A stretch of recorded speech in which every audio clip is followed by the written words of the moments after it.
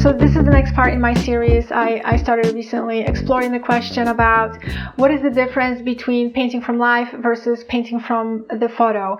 And I don't want to say that this is the last part in the series, because given my experience with doing these two paintings, I think this is going to be a conversation that I'll have with myself for a while, maybe even for the rest of my life. I don't know. So there might be some additional thoughts I may document a little bit later. So, come back whenever to check that out. So if you haven't seen the other parts, I would like to invite you to check them out. That's because there I go over the background of what I'm trying to do and how I'm trying to do it, and I think it's going to give you some additional context. So I finally, as you can see, have these two paintings next to each other, and this is something that I was looking forward for a while. I'm going to go over all the differences that I have observed between these two paintings as it relates to the two different approaches, painting from life versus painting from the photo. I'm basically going to go over the differences in values, color. So that's my plan for today. So if you have seen the other parts, you know which painting was done from the photo and which painting was done from life. But if you're new and you haven't seen this content before, then which painting do you think was done from life and which painting was done from the photo? I'll give you a moment to kind of think about it and see if you can guess. But obviously, as I go through the differences, it will become apparent which one is which. So I have these two paintings in front of me, and let's talk about values. These two paintings are very different in terms of values, right? This painting appears to be much lighter in value and lower in contrast. That's because there's no artificial and dramatic lighting on the setup, and that is because the setup is in daylight. That is because I prefer daylight. There's no dramatic light effects on the actual setup in real life, and so that's why this painting appears lower in contrast and lighter in value overall. Even though there is no high contrast here, there is some contrast going on, so you can see that this part of the skull is darker and this part of the skull is lighter. There are some highlights here. Whereas on this side, you can clearly see the differences in value. This side of the skull is away from the light source and is much darker, and this side of the skull has a lot more light in it. This is how the camera captured the information on the photo. So it basically distorted the values significantly to the point that I think these two paintings look like two different paintings, like paintings done by maybe even two different people because of such different interpretations, right? There are also differences in terms of color. So it's not only value that is distorted, but also the color is distorted as well.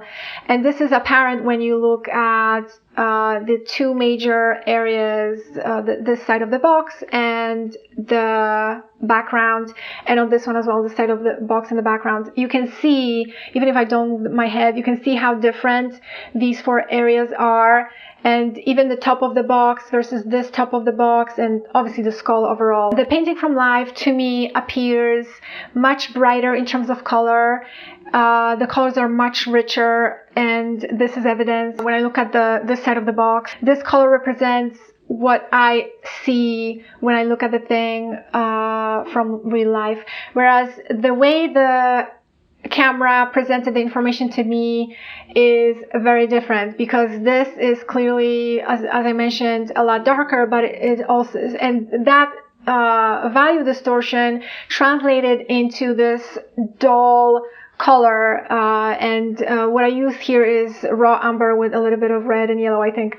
So, but the end result is not as rich as what I presented here. And there are a few other areas like that, but you can see how different they are. And again, this color in my mind is much closer to what I see in real life, and so that's why my preference overall is this painting versus this painting. Okay, let's talk about temperature. So I learned through this exercise that it's easier for me to read the temperature directly from life, and I'm not sure why that is.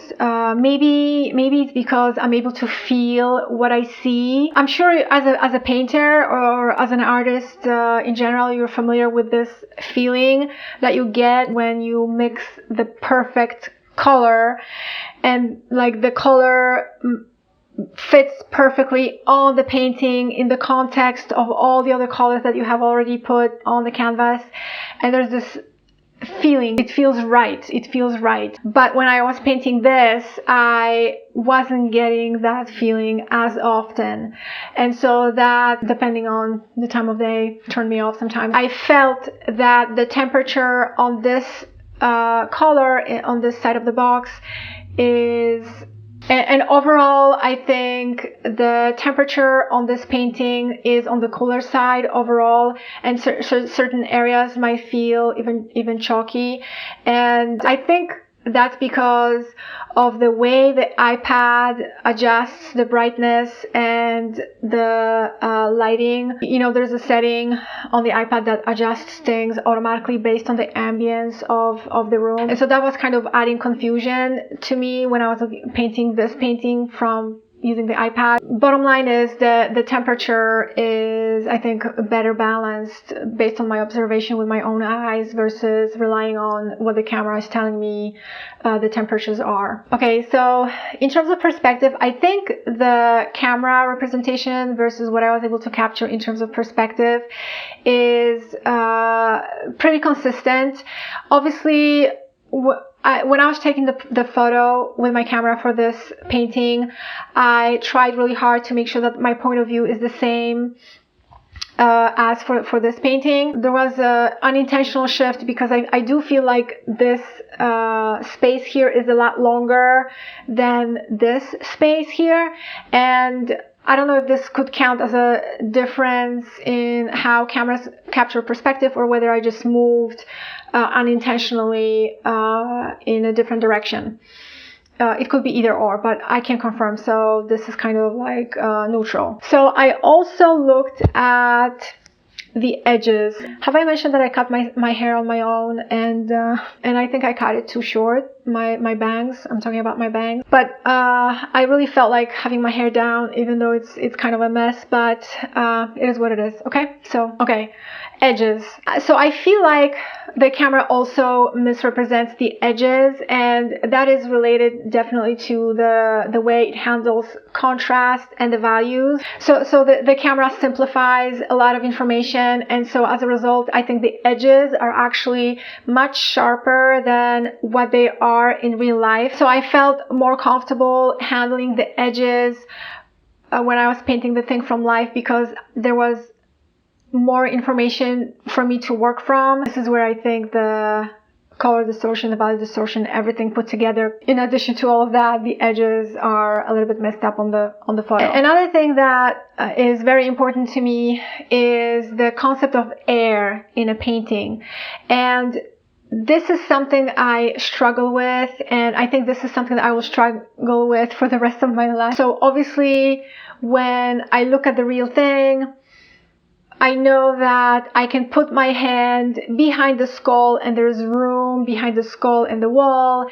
I can stick my finger into the eye socket, whereas on the photo, obviously I can't stick my hand into the photo because the 3D space is obviously eliminated because it's a photo. But that to me is one of the biggest differences here, because painting from life provides more opportunities to capture the air around the thing and in between the painting elements. If the painting is done really well, one can have this impression that one can enter the paintings. If I were a fly, I could fly into the eye socket of this painting and then go to the back door and maybe hang out under the roof of the skull and then fly down and around and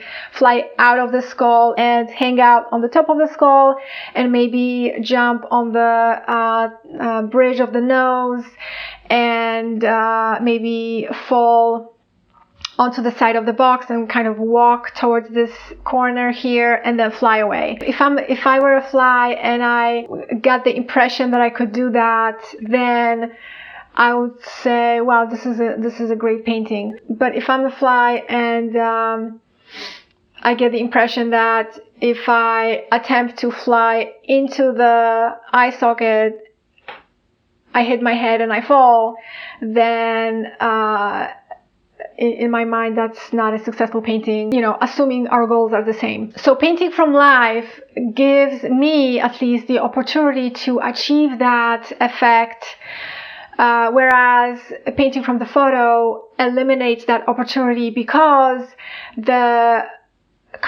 air and the space is obviously removed because the photo is 2D. I'm not sure if I'm stating the obvious, and I'm not sure if I'm articulating things clearly here, but that's kind of my thought process. I really wanted to capture the effect of air in between the painting elements. There's something on my hair that I noticed. So I feel like the points that I made so far are supporting the painting from life more than the painting from the photo.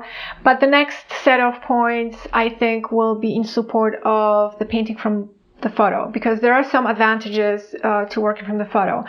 So depending on what's important to you, you can make decisions accordingly. Okay, so when you take a picture with your camera, the camera basically does most of the work for you because it translates the 3D information into 2D for you, okay? And then all you have to do is transfer 2D into 2D, right? To me, that's very easy. That is so much easier than obviously doing the work on your own. And as a painter, if you paint from life, it's your job to translate 3D into 2D. And so I would say that's one of the main differences between painting from life and painting from the photo. So depending on your goals, like if you are not interested in the 3D effects, then working from the photo is totally fine. And also you'll hear people say that working from the photo, these days, working from the photo, who cares? Just everybody do it, whatever. They'll say that the idea is that you know enough to make the painting done from the photo look like the real thing. I don't know if that's possible. To me, there's no fun in that. And that's why I'm attracted to painting from life. And also that provides a lot of opportunities for you to learn where the 3D effects begin on a painting when you examine all the information from life. Whereas again, if you work from the photo, the 3D information does not really exist on the photo. And so how can you effectively learn from that? This one was easy in terms of, again, copying 2D to 2D, right? But when I switched to painting this from life, my thought process was totally different. Another big thing is that once you take the photo doesn't change.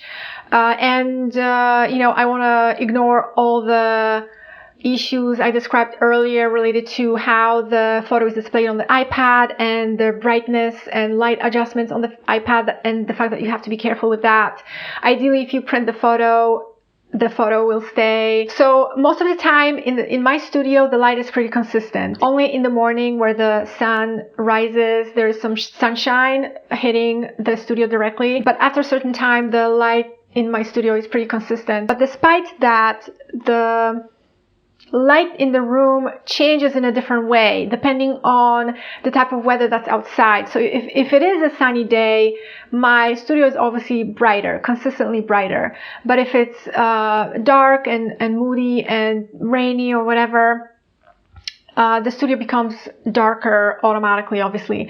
And so when I was painting this from life, I prefer to paint this when it was sunny outside. So life conditions change very often, and so that's what makes it more difficult than painting from a photo. The good thing about this setup is that obviously the skull doesn't move, it doesn't change, it's a static thing. But if the thing you're painting is alive, like bouquet of flowers or something, you have to hustle, right? Because the flowers will dry out pretty quickly.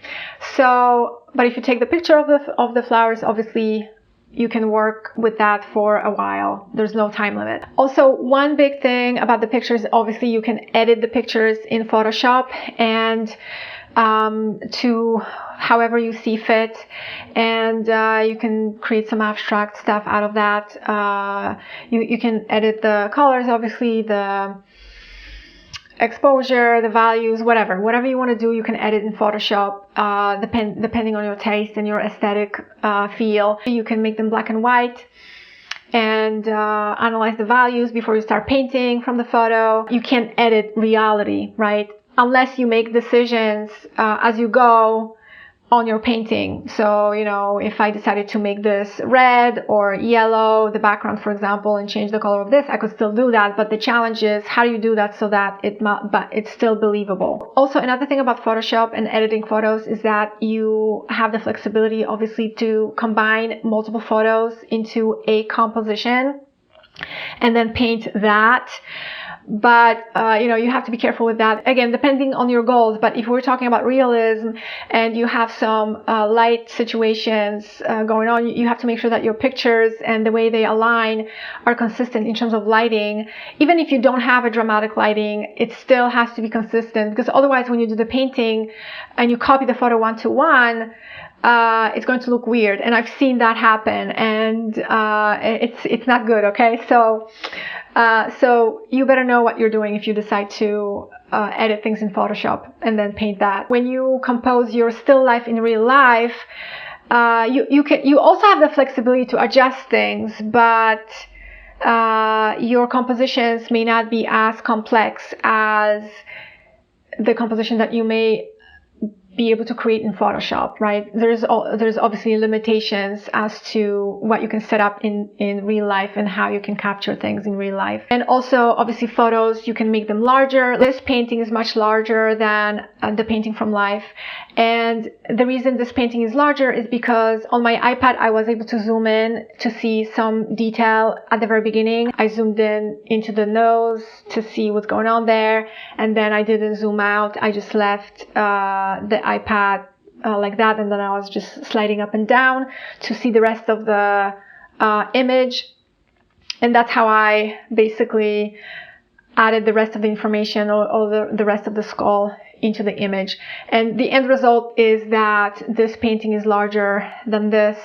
In real life, you can't zoom in into things unless you come really close with your easel and set up really closely to the thing with your easel. But zooming in real life is not as easy, and it's not as flexible as zooming in with the thing on an iPad, for example, right? And I did mention in my diary before that when I was painting this from life, I regretted not setting up closer to the setup. If I had set up closer, I will be able to make this larger for sure, and I would be able to see additional information. I was kind of aware of this, but not really until I caught myself trying to do the teeth, and I was like, oh my god, this is so small, I don't know if I can do this. And that's when I started regretting not setting up closer. Oh, there's a cute bird. In addition to the stuff that I already described, there is always this one very specific thing that I have a hard time reconciling when I think about the two ways of working. Let me see if I can explain this clearly. So I looked up the definition of the word painting and photograph in a dictionary. And so the dictionary lists quite a few synonyms and nouns that describe the photo and the painting. But there are a few common words that the dictionary uses to describe paintings and photographs. And one of those words is the word image, okay? So according to the dictionary, the photograph is an image so is the painting. Okay. So in the context of this conversation, I would like to define the photograph as an image of the external form, right? So when I took the picture of the skull with my camera, the picture becomes the image of the external form. And when I painted the skull from life, I created the image of the external form using paint, right? So how do we define a painting done from a photo? To me, painting done from the photo is an image of an image, right? It's not an image of the external form. It's the image of an image of the external form. So in this case, I wasn't painting the skull. I was painting the photo of the skull, not the skull directly. Do you know what I'm saying? Whereas in this case, I was painting the skull because there was nothing in between me as a painter and the real life situation, right? Here, the intermediate is the photograph. Here, there's no intermediate anything. I was painting the external form directly through my observation. So in a way, my eyes are the camera, right? That's the main distinction for me. And so that's why I feel like paintings done from photos look like the photos. So this painting definitely looks like a photo, right?